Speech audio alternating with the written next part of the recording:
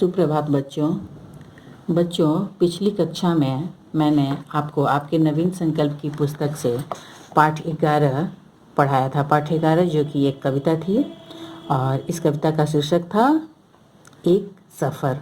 इस कविता का शीर्षक क्या था? एक सफ़र।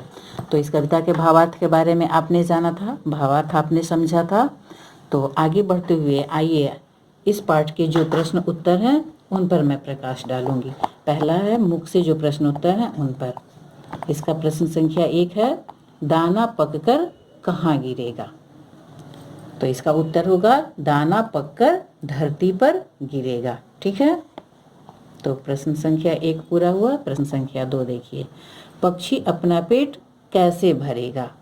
इसका उत्तर दाना खाकर पक्षी अपना पेट भरेगा। दाना खाकर पेट भरेगा ना, कविता की पंक्ति थी ना, पक्षी खाकर उदर भरेगा।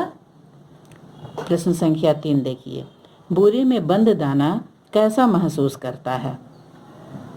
इसका उत्तर है बोरे में बंद दाना बेचैनी महसूस करता है। कविता की पंक्ति थी, बोरे में भर चैन न पाऊं। चैन मतलब आराम, और चैन न पाऊं मतलब वह चैन नहीं पाता था, यानी बेचैन सा अनुभव करता था। तो मुख से जो प्रश्न थे इनके उत्तर ये पूर्ण हुए। अब आइए हम लेखनी से जो प्रश्न है उनके उत्तर की ओर चलते हैं। पहला प्रश्न है, मिट्टी में मिलने पर दाने का क्या होगा? आप सभी जानते हैं कि मिट्टी में हम जब दाना बोते हैं, कोई बीज बोते हैं तो क्या होता है? तो उत्तर देखिए, मिट्टी में मिलने पर, मिलने का अर्थ मतलब मिट्टी में जब बोया जाएगा, मिट्टी में मिलने पर दाना अंकुरित होगा और उसे नया जीवन मिलेगा। दाने को नया जीवन कैसे मिलेगा? अंकुरित होकर वह दाना एक नए पौधे का रूप लेगा और एक नया पौधा तैयार होगा। इस प्रकार दाने को नया जीवन मिलेगा। देखिए प्रश्न संख्या 2, दाना दूसरों का भला कैसे करता है? दाने से दूसरे की भलाई कैसे हो पाती है? दूसरे का पेट भरकर दाना दूसरों का भला करता है। दाना से यानी अनाज से लोगों का पेट भरता है और इस प्रकार दाना दूसरों का भला करता है। तो लिखने से जो प्रश्नोत्तर थे, इसमें 2 प्रश्नोत्तर थे। प्रश्न संख्या 3 में है कि निम्नलिखित भाव वाली पंक्तियां कविता में से चुनकर लिखिए। यह जो भाव है इसके लिए कविता की कौन सी पंक्ति होगी? एक बीज से अनेक दाने, फिर अनेक दानों से अनगिनत दाने। तो इसकी कविता की पंक्ति होगी, अपने जैसे लाख उगाए। दाना एक होता है और वह अपने जैसा लाख उगाता है। जब उससे पौधा बनता है तो उसमें अनेक दाने लगते हैं, तो अपने जैसे लाख उगाए। यह कविता की पंक्ति हम यहाँ लिखेंगे।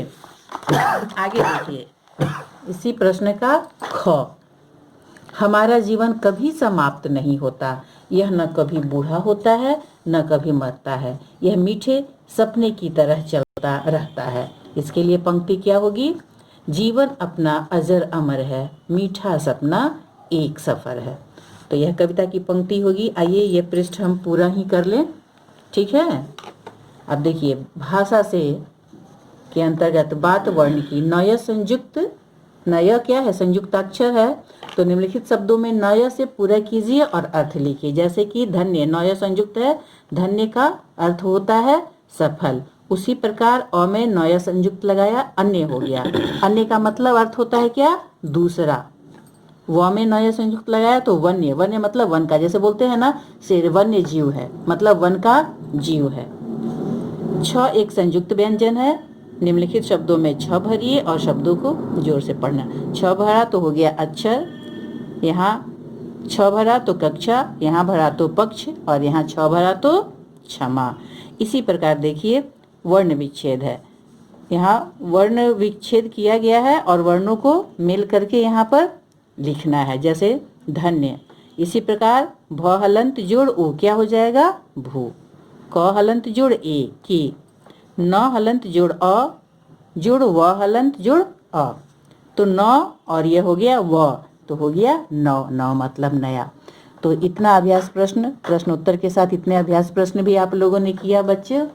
अब शेष जो भी होगा हम उसे अगली कक्षा में पढ़ेंगे। तब तक के लिए धन्यवाद।